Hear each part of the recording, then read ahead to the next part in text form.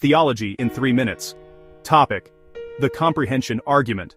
The comprehension argument isn't a formal or named proof for the existence of any god or gods. Instead, it simply asks, can humans truly grasp everything about reality, or might there be realms forever beyond our comprehension?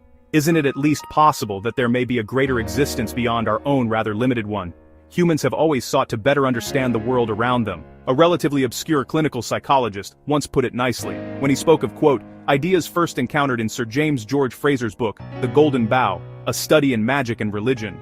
We are overwhelmed by our very human need to weave a web of meaning where there may be none. Since time immemorial, ancient peoples have dressed up their lack of knowledge as gods and demons. This personification of nature was common in many religions. Deities like Zeus, Thor, or Ra made the intangible tangible, attempting to bridge the gap between the known and the unknown. While their conclusions may have fallen short of what we know about the natural world today, their attempts weren't in vain. They were simply applying the same pattern recognition and trial and error thinking that still drives the scientific method that we use to this day. This early approach to explaining reality isn't as far removed from modern thinking as it may seem.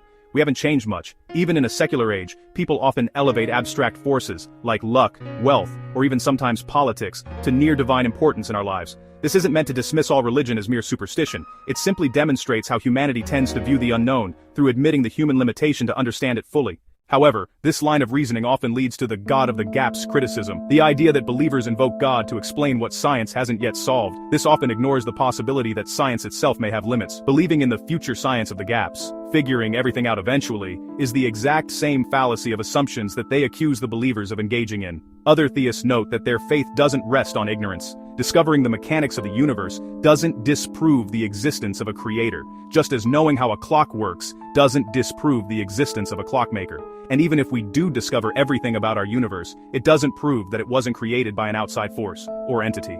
And it doesn't disprove the idea of a reality beyond our comprehension. To illustrate this, imagine 2D beings living on a flat plane of existence. No matter how advanced they become, they can never truly picture a third dimension.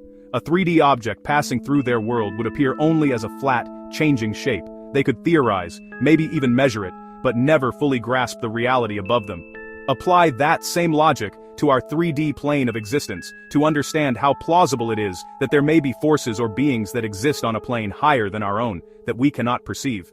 Our own universe could be touched by dimensions, or a divine reality, forever beyond our comprehension. The comprehension argument doesn't try to prove that God exists directly.